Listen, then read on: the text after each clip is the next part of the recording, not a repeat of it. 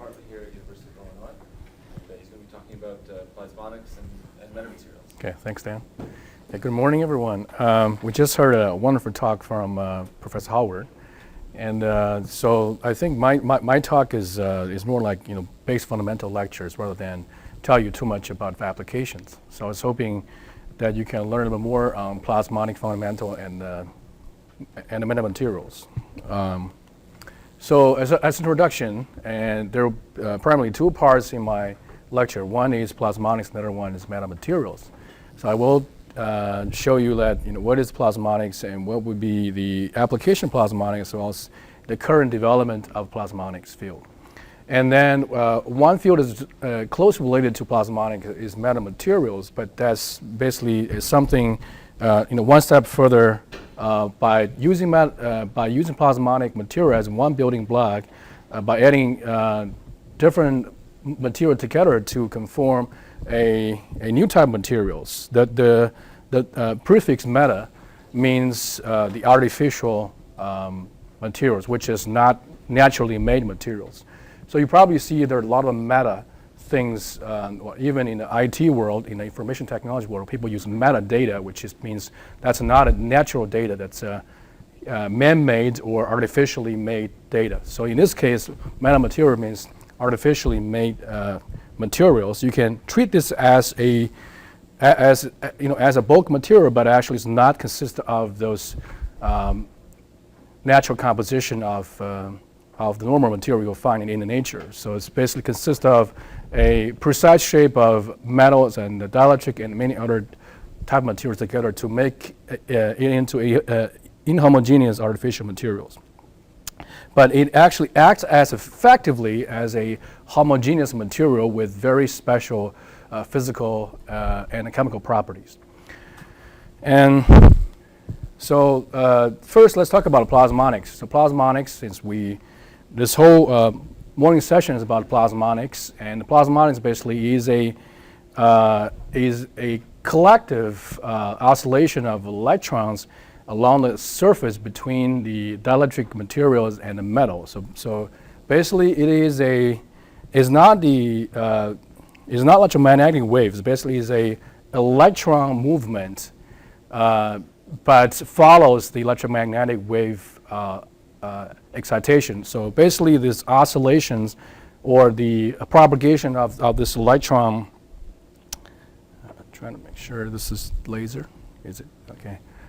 All right, so basically the plasmonic wave is a actual oscillation of this free electron propagation or movement along the interface between the dielectric materials and the metal.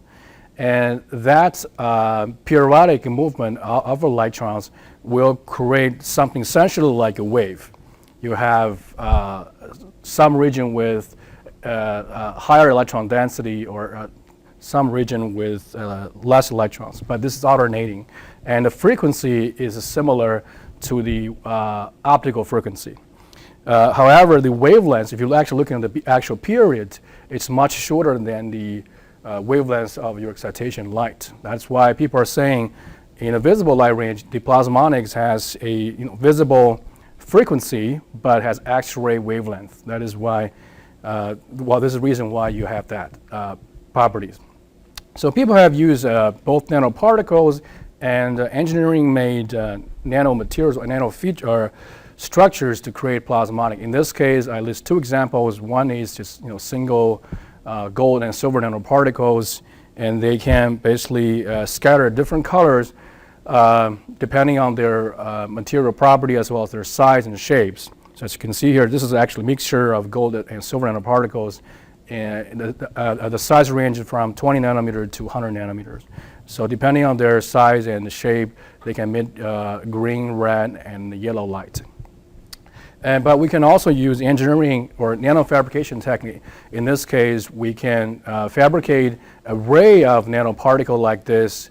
Optically, we will not be able to actually resolve the individual particles because they're so close together. But if you put them in an array, they basically will exhibit a different kind of colors collectively. We can also make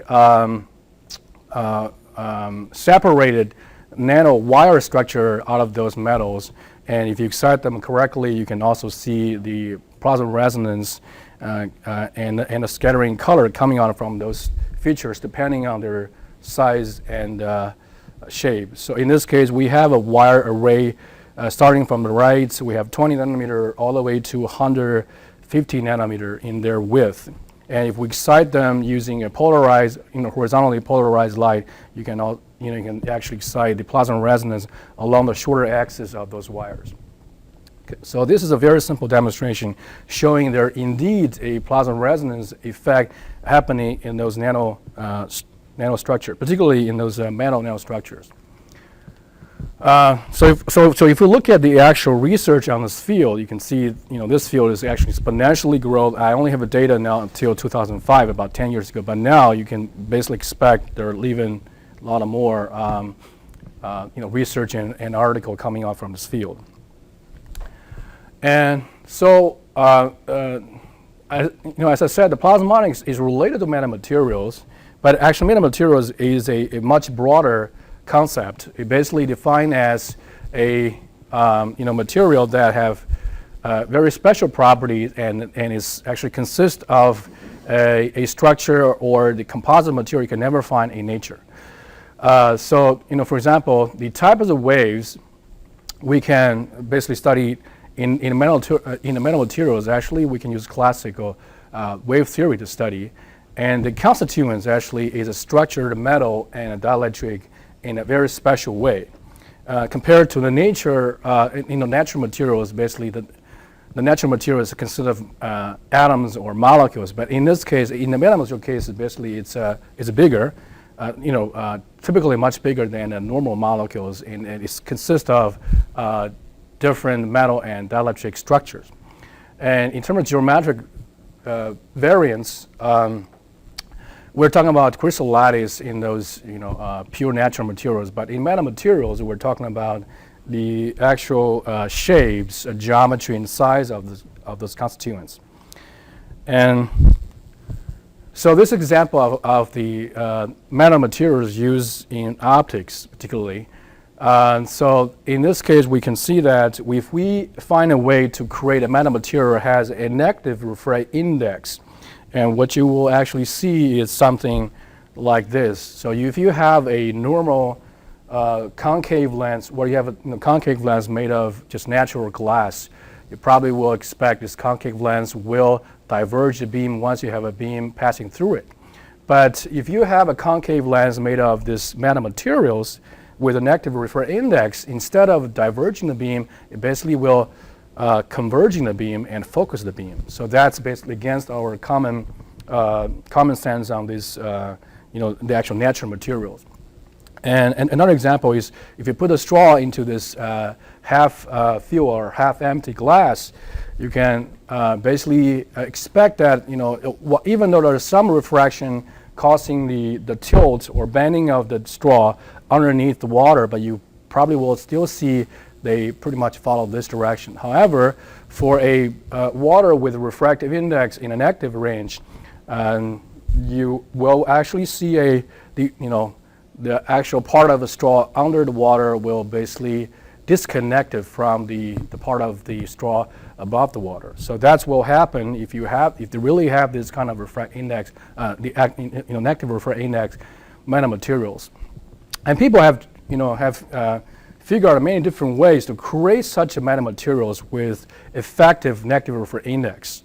In this case, as you can see here, they basically treat this whole thing as a material rather than as a device. So that's why we give a name, metamaterials consist of a special structural compositions of different features. So moving forward, let's first go deeper into the surface plasmonics. Okay. And so we can use very simple Joule model or just an oscillator model to describe plasma resonance model in metals. And so basically from those derivations, we can find the polarizability of the plasmonics, as well as find out this is very important relationship in plasmonics to find a relationship between the dielectric constant or permittivity with the frequency. So from here we can see that we do have a material has a varying permittivity as a function of the frequency. And that function is also determined by the plasma frequency. So this plasma frequency will become a determining factor to see whether this material can be used in optical frequency range or in a lower or even higher frequency range, because this is actual factor determine where you see the transition of the material, permittivity from negative to the positive or from positive to the negative. So this is a really key frequency we have to pay attention.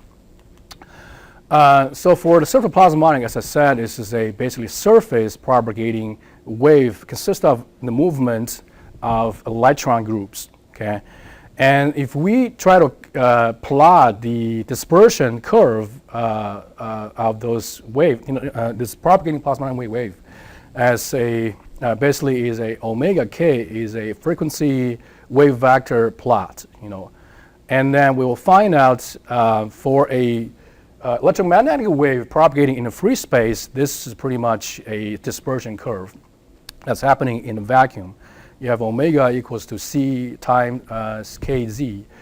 But for the separate plasma wave, you have this kind of dispersion curve, and they never meet each other except in the origin point. That means you can never excite a plasma resonance along interface of dielectric and metal without any help, because those two curves never converge. So you have to find a way to intersect these two curves so that the propagating free space wave can then be used to excite this plasma resonance wave. Okay, so people, now I have that slide. So people start doing that by basically adding a higher refract index material on top of this interface, so then they can bend basically this wave, this curve, while they can actually tilt this curve down. So then you will expect a intersection point, not at the origin point. Okay. If we limit our discussion object into nanoparticles or nanostructures, then we're talking about a localized plasma resonance, because instead of having a plasma wave propagating along the surface, an infinitely large surface, here we have really three-dimensional boundary. So those waves has nowhere to go, but only within that actual structures. So this is called a localized plasma resonance wave. And then for a metal nanoparticle, surface plasma is confined within a small volume. That's why we call it localized. And for that case, we have to modify the basic principles of the equation we show in this slide. This is actually equation applies to the surface plasma resonance. But for a localized, then you have to modify that as the actual dipole resonance should actually approximately equals to omega p, the plasma frequency, divided by the square root of 3. And also it's actually a function of the size of the particles. So I will not go into detail of those. So basically this is a slide that you can see the difference between a surface plasma resonance wave and localized plasma resonance wave. So if you compare the actual relationship between the permittivity and the frequencies, the difference between these two cases, you have a size parameters has been brought into a calculation here. So you really have to know the actual radius or diameter of the particles in order to calculate that permittivity frequency relationship. So that's why we can actually tune the plasma resonance condition by changing the metal particle size and the geometry. And so people also try to simplify try to simplify the problem by assuming this particle as a dipole antennas, because if you excite this particle using polarized light, you basically can expect your electron wave will oscillate just in one direction, up and down, and being bounded by this three-dimensional metal particle structures. And then people can basically draw a lot of analogy between this and the dipole antenna, and trying to use this as optical antenna to collect more light and also at the same time emit more light and more efficiently. Okay. And so in terms of the application of plasma resonance in biology particularly, people have used this technique for 20 or 30 years. It's called surface plasma resonance sensing, or SPR biosensing on the surface. So it's a very simple technique. Basically, you have a thin layer of a gold or a silver film. On one side, you can do a lot of biological conjugation chemistry. You can have DNA, you can have protein, antibody, enzyme, peptide, whatever you want to put on the surface. And then this will basically change the refract index near the interface. So basically, we're changing the refract index of the dielectric material at interface with the metal. Right. So for example, a binding with protein, with enzyme, or the hybridization of DNA on the surface will change the refract index of this dielectric materials. And then you can expect there will be a shift or change of plasma resonance conditions for this film. So this is a optical system used to detect this resonance angle or resonance frequency for this thin film. So typically what you can do is you can either, not changing the angle, you can basically change your light source wavelength and then collect the reflection intensity as a function of wavelengths. Or in this case, you can basically using a single wavelength of light and then changing the angle of your excitation, of your incidence angle, as well as collection angle, and find out where the actual reflection, the resonance angle is. Because that angle determines the wave vectors. So basically, you're changing the wave vector, k in this case, by changing the angle. So if you have any bioconjugation happening on the surface, you would expect this resonance angle will shift along this x-axis. So you will find different angles if there's antibody binding to antigen or there's DNA hybridization happens. So this has been used for 20 or 30 years. But the problem of this is, yes, you have to use a prism on top of this gold thin film. As I said, there's no way you can excite plasma resonance wave using a electromagnetic wave propagating in free space or in air. So you have to use high refract index material like glass and put that on top of this gold film to excite that wavelength, to excite the plasma resonance wave. And so now people are moving into a nanoplasmonic side of the thin film technology, and thinks that the actual, similar sensing can be also used, can be also implemented in a nanoplasmonic device case. In this case, we show that if you, fabricate using e-beam lithography, then you can create different kind of particle. This is a sphere. This is triangle. This is bigger triangles, and if you change their materials from gold and silver or to copper or to platinum, you can basically tune the color or the resonance wavelength. Or the other ways you can do is basically using the same materials, you can alter the geometry or the features. In this case, you can punch an array of holes through a thin film of gold, and depending on the hole size and the periodicity, you can basically dictate what would be, what kind of color will transmit or reflect from the surface. And by using those materials, then we can also do sensing, do the actual similar sensing as the conventional SPR sensing. For example, if you look at the scattering spectrum of a single particle, like in this case, right, and then depending on the refract index of the surrounding dielectric medium, you can observe the spectra shift in terms of the resonance peak of these nanoparticles by using this very simple dark field scattering spectroscopy, right? So people have done that. A lot of groups have shown, using a single particle or a group of particles, they can see those shift of a resonance peak as a function of the refract index. And for example, you can conjugate a particle with DNA or antibodies, and then once there is a hybridization, once there's a bioconjugation happens, you can expect there will be shift of those resonance wavelength peak in the spectrum.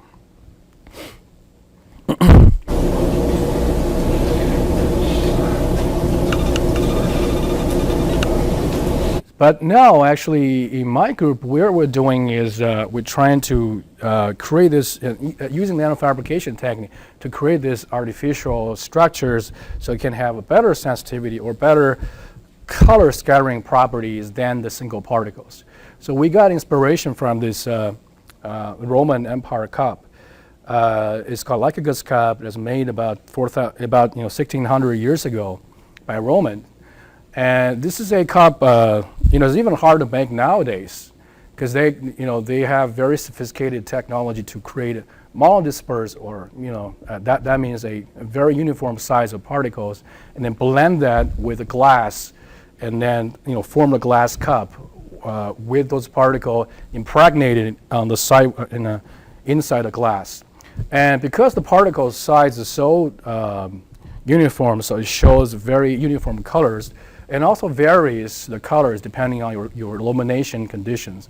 When you illuminate light from the front, you will see pretty much the green light coming out. But if you actually illuminate the cup from the back, and you will see the right color coming out. So we are trying to basically mimic or learn from, I would say, learn from their design and create a nanoscale Lycurgus cup on a surface of a plastic film. So in this case, you can imagine there were many nanoscale Lycurgus cup like this way, and we put on the surface, and then we show that we can change the color of this device depending on your illumination conditions.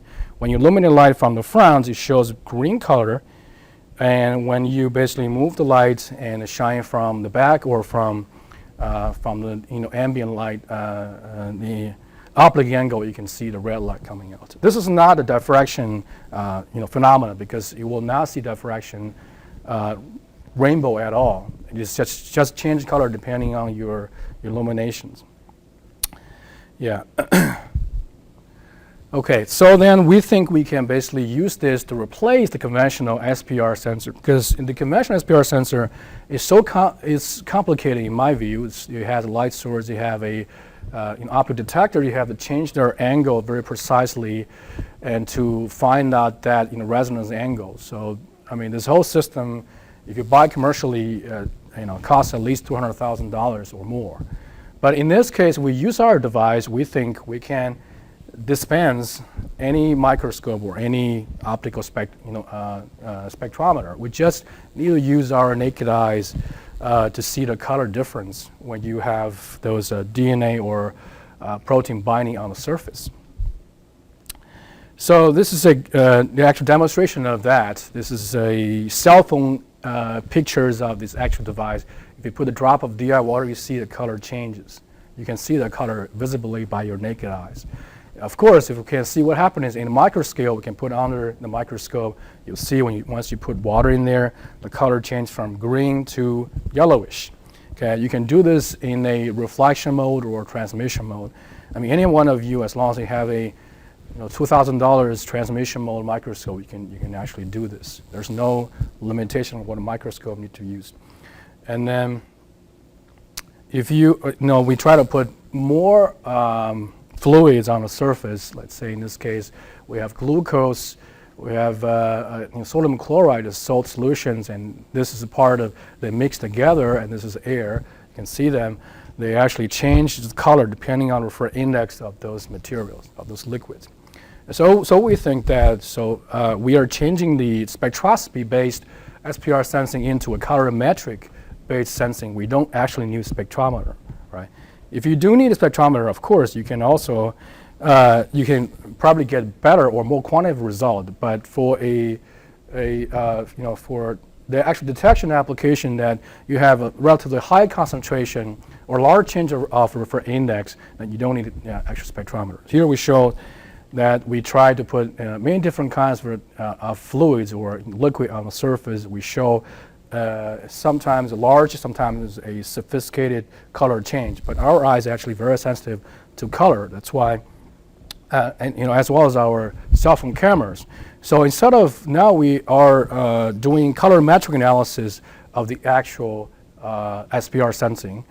So instead of using spectrometer to looking at the spectra wavelength peak shift, we're looking at the RGB value, the red, green, and blue intensity value change for on the surface. So depending on the refract index of the material, you will expect large or small change of RGB value. That's how we use this image instead of using spectrum to look at the SPR sensing.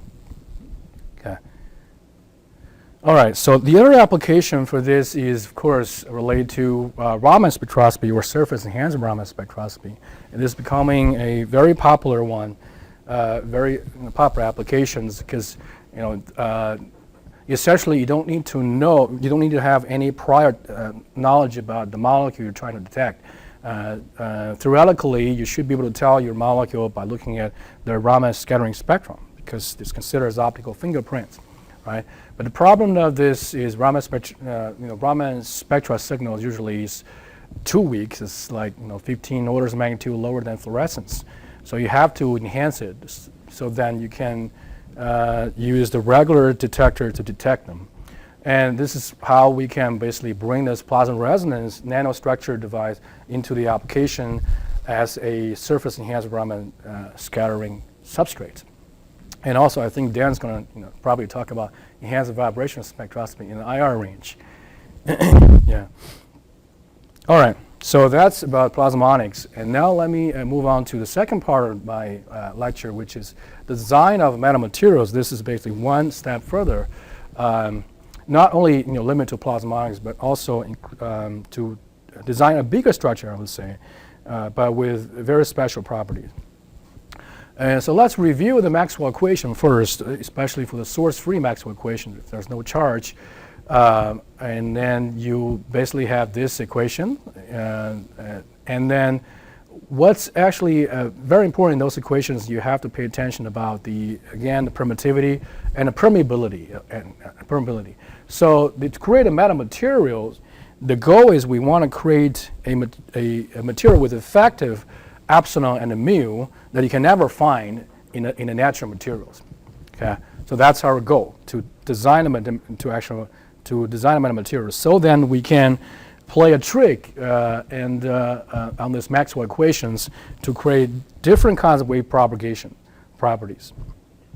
So if we, looking at this epsilon and mu distributions for different materials we can find, for most of the material, especially dielectric material, we have a positive, we have a epsilon larger than 0 and a mu larger than 0. This is happening, this is true for most of, or for all the dielectric materials.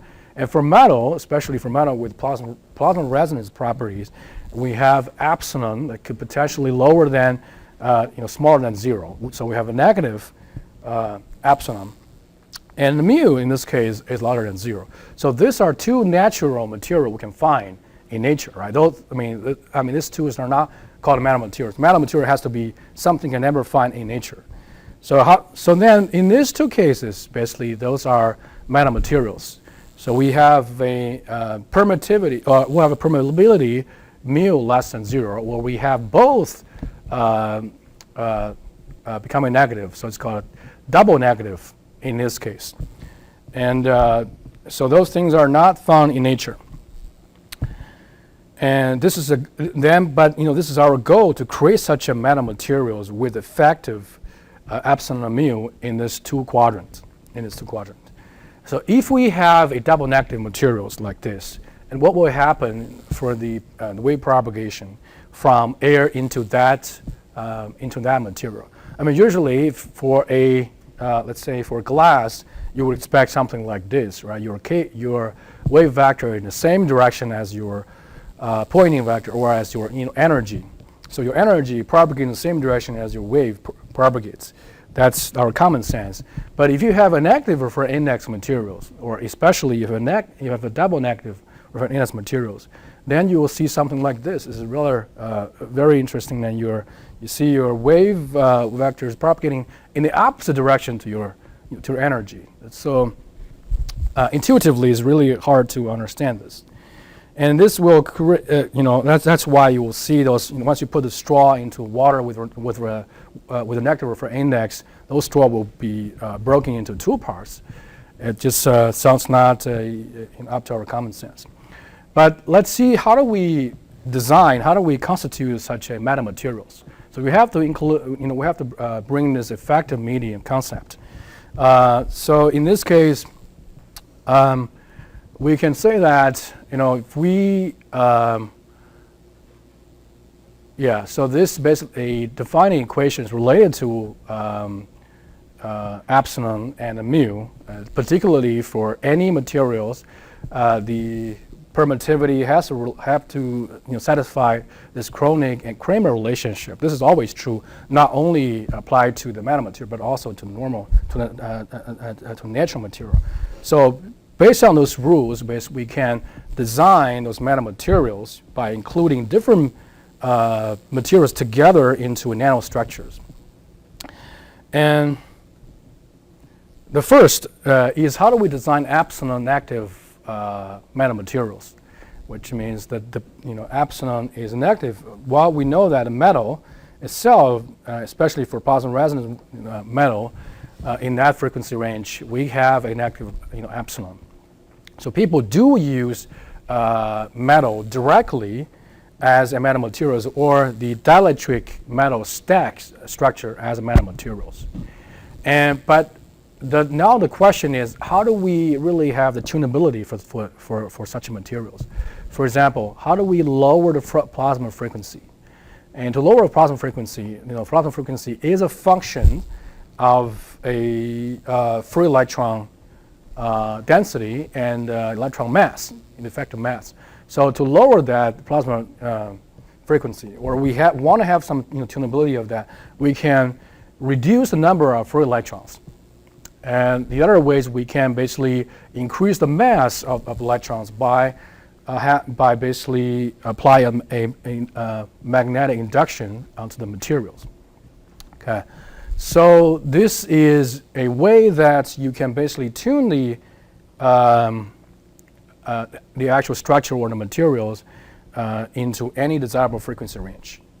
Okay, so then in this case, you see, people have creating a wired array, showing this wired array exhibit effective epsilon negative properties with a tunable plasma frequency depending on the periodicity and the length of the wire.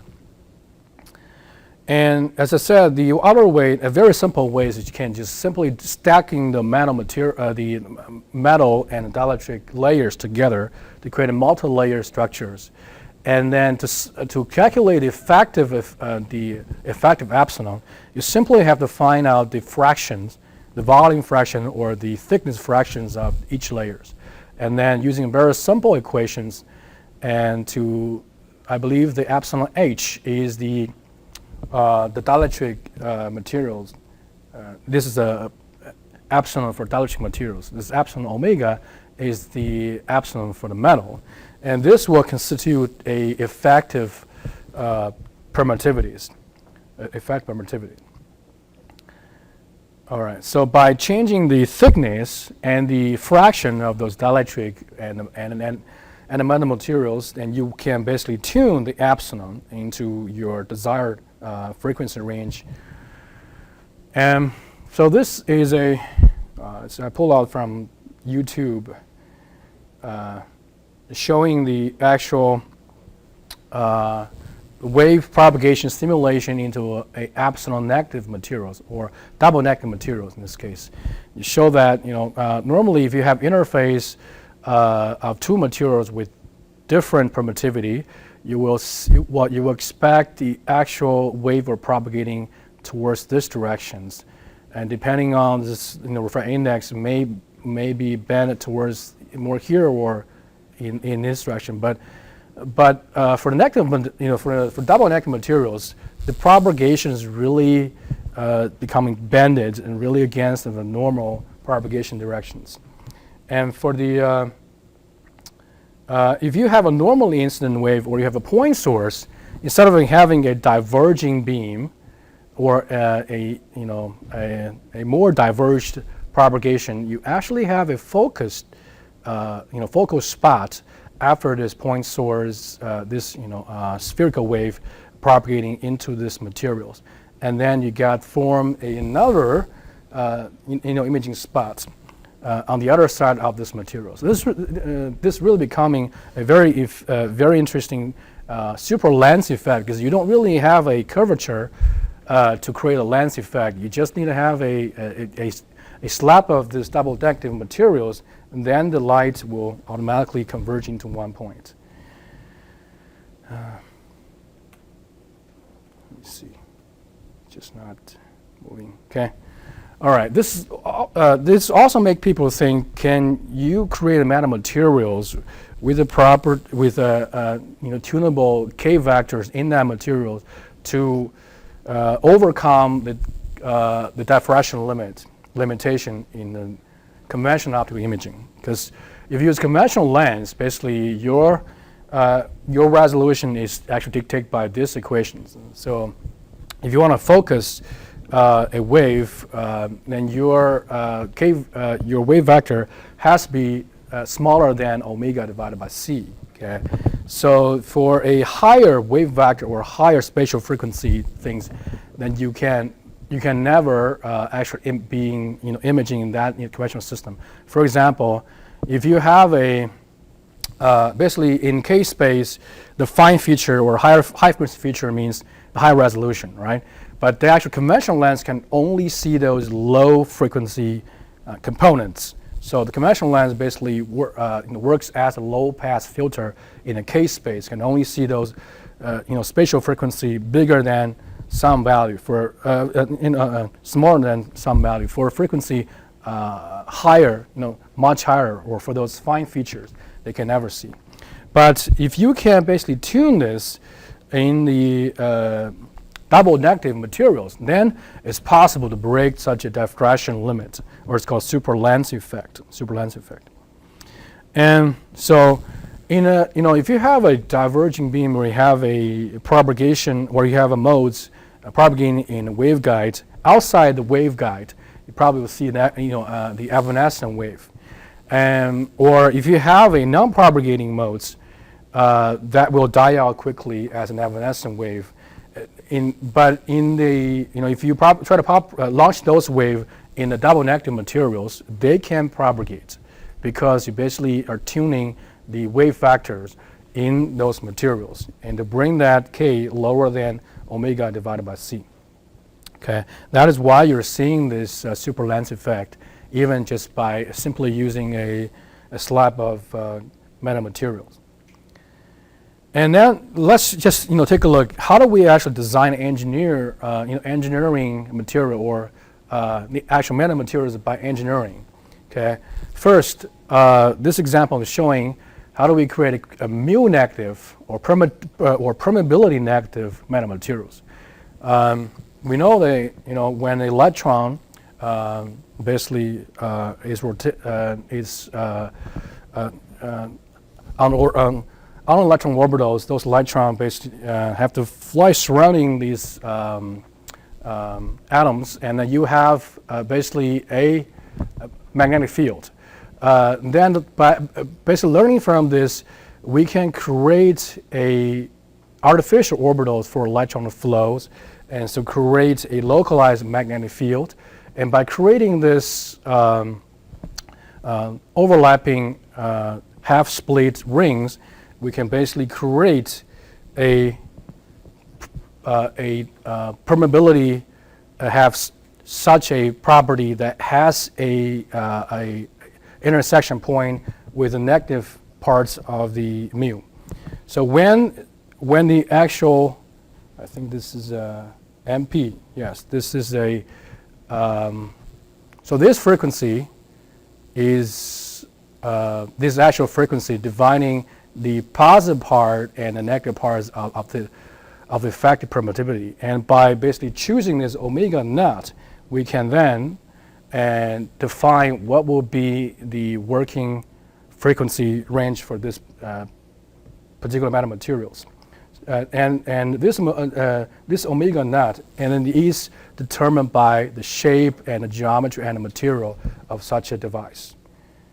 Okay, so to create a double negative materials, and people have basically putting these two together, because we've shown that by using a wired array like this, we can create a negative permittivity metamaterials. By using this split ring array, we can create a negative permeability materials. By adding these two together into one composite structure or one composite material, you can expect a double negativity metamaterials, and showing you have both negative mu and a negative epsilon in one frequency range. So I have to emphasize this. This is also a function of frequency. It does not mean that it's always negative. It only works in some frequency range. So to actually design this double negative metamaterials, not only designing its own feature, but also you have to think about what frequency range you want this device to work in. So this example showing that people have realized this by using by adding the wire array and this split ring array together to create a double negative metamaterials in RF frequencies. So they did experiment that by putting this structure or by putting this metamaterials on this reflectance plane. So they actually put their sample right here, and then showing by illuminating a microwave towards this metamaterials, their diffraction angle is actually on the negative side instead of a positive. So if you don't have this device, for example, they tried Teflon, which is dielectric materials. This is the actual diffraction angle for the Teflons, which is about 30 degree. But if you use this negative material, this metamaterials, their diffraction angle becomes their refraction angle becomes negative 60 degrees. So it's really becoming a double negative materials, or at least we can say this optical refraction index is a negative. And then the other example is, as we said, we can simply just stack metal and dielectric together and form a fishnet. So these people have done and shown that in Nature publications they can basically stack many layers of metal and dielectric together, and depending on the thickness of each layer, they can dictate their transmission properties. People have tried this, try to get into optical frequency range, but more often you will see it works very well or better in a lower frequency range so far. So people have tried to see that, have demonstrated they can have a super lens effect in basically, so this is what people have demonstrated, the actual super lens effect in the sub-micron wavelength range, and also a few micron wavelength range. And sorry, this is actually terahertz range. This is considered as a terahertz or microwave frequency range. People have demonstrated that well, but not in the hundreds or thousand terahertz range, which happening in optical frequency range. And so to apply that metamaterials, one application is break the diffraction limits. So this is example, a very simple example showing by stacking a thin layer of metal of silver with a few layers of dielectric. In this case, they have a layer of a PMMA and a layer of a photoresist. PR stands for photoresist. They can basically transfer or autofocus automatic focus this nano features or nano letters into a photoresist. So normally, if you don't have this metamaterials, you can expect this light coming out from this nano features will diverge or diffract very quickly. You can never form a clear image, even though they are so close. Well, their actual distance maybe just a few micron away from each other, or even hundreds of nanometer. But even that, in that distance, for a feature size like this basically, I believe, the actual width of each wire is 10 nanometer. So if you have that kind of small features, you can never form a clear image because it just limited by the actual diffraction limit. But with this super lens, which is a stacking of a thin layer of silver with PMA and the photoresist itself, and you can basically refocus itself. There's no curvatures. Basically, light just actually focus itself, form an image on this photoresist. So this is basically a feature that is exposed onto the photoresist, and this silver super lens and serve as a as an imaging lens in this case. But of course, this is still too close, right? This is still only limited to the near field imaging. The people have shown that you can actually also do this in a far field, but only the imaging of far field, but not the sample, not the object in the far field. So in this case, they basically bend this metal dielectric stack into a curvature. You see here, you have many layers of stacking of metal and dielectric materials to form as metamaterial layers, and they actually bend this to form a curvature, and then here they actually write those pattern nanos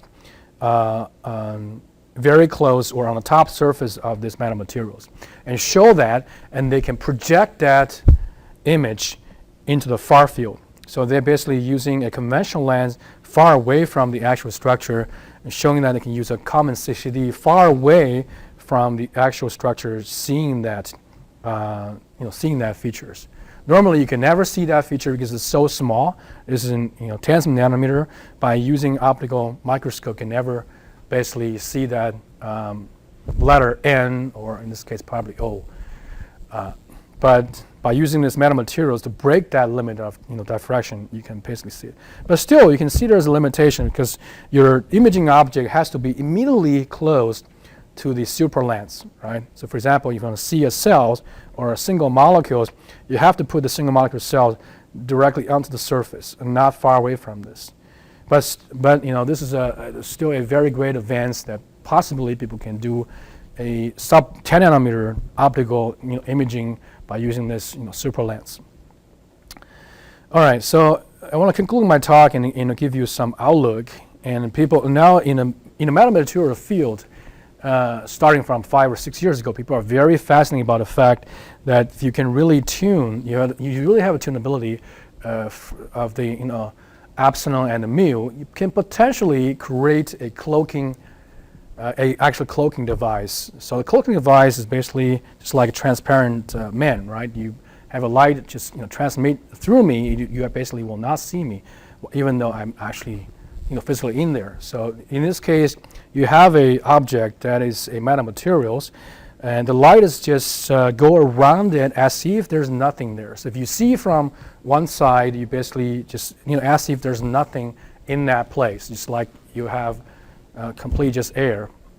This is the concept of the cloaking, and people have theoretically predict that and to know what kind of epsilon and mu relationship you need to have to create that metamaterial cloak, but it's just so difficult to realize in experiments.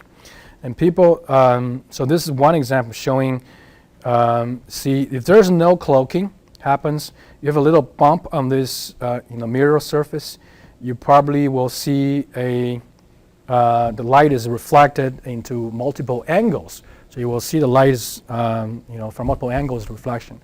But if you have a metamaterials putting on top of this little bump, right? And then if you satisfy such a relationship for mu and epsilon, you basically can have a reflected beam as if there's nothing there. You see this case, this is basically a flat mirror case.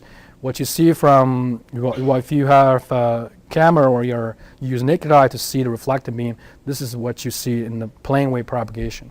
But if you have a little bump, your wave is basically reflecting in different angles. But if you're putting this cloaking materials on top of this little bump, let's say this is a human, then the observer will see this as if there's nothing there. Okay, so this has been demonstrated in the theoretical simulations, as well as some experiments in lower frequency range. And people have done very successfully nowadays on the acoustic range. So, for example, the sonar or even radar will not see anything if you have metamaterials putting on top of the object. This has been realized, but just not in optical frequency range that successfully.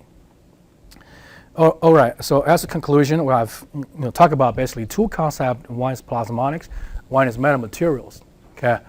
And in recent years, many novel phenomena have been demonstrated based on this, and a lot of application in biology and bioimaging particularly has been demonstrated based on plasmonics and metamaterials. And there are a lot of more, probably is waiting for you to explore. And there's a lot of recent research has been shown a progress of those topics I just talked about, and happening very, very quickly. So that's a outlook. So what actually can be explored is, there definitely have a lot of more novel phenomena by using this engineered sub-wavelength features. So you can not only tune the actual frequency or the actual spectral property, but also potentially its own. People have actually looking at the chirality and the polarization and even the slope of light by using this kind of structures. And for the biological applications, you basically have a lot of more to explore. For example, not only looking at the optical interaction between this nanomaterials or nanostructure with biology, but also thermal effect and photonic or phononic effect of those structure with biological matters. So with this, I want to conclude my talk and welcome any questions. Okay, thank you.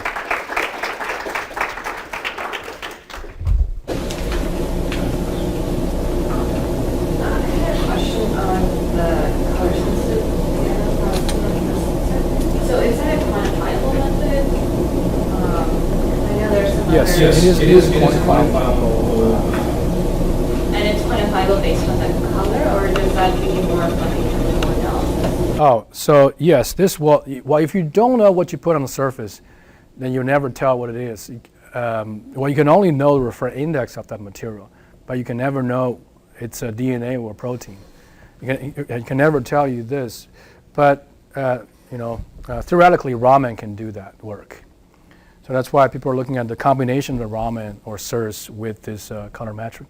This is a very effective technique to tell you if you have a well-designed chemistry or biology on the surface. For example, you know what kind of antigen you want to detect, and you can put corresponding antibody on the surface, only capture that.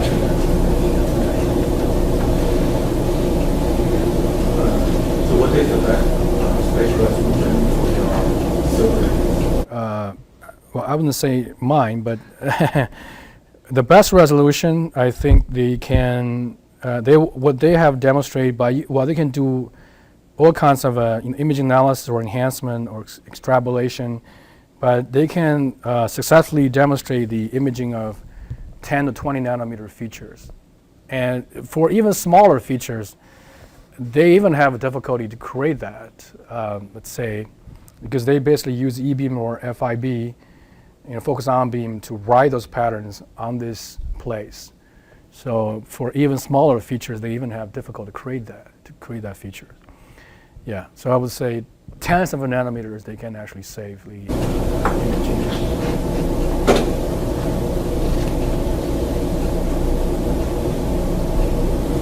Can you talk a little bit about the prospects for metamaterials,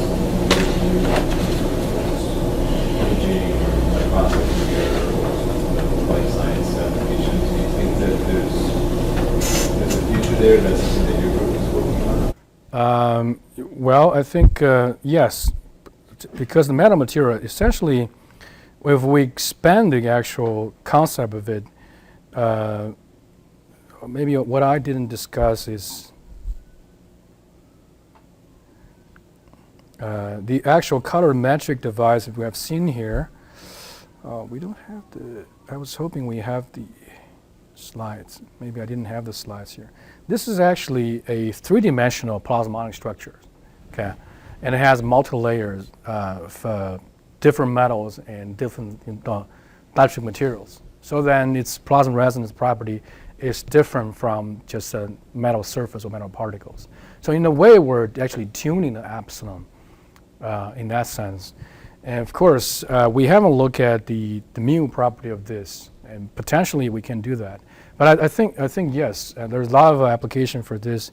For example, maybe this thing can be used as imaging probes for even the actual in vivo imaging, either optical in vivo imaging or magnetic in vivo imaging, right? Because if you can tune the magnetic permittivity, permeability and permittivity together, and then you could create a very high contrast in those images. So yeah, so there's a lot of more application of this, and also if you're interesting about controlling your optical beam conditions like polarizations, your phase, precisely, and this may be a very good way to control it. One of them using rational.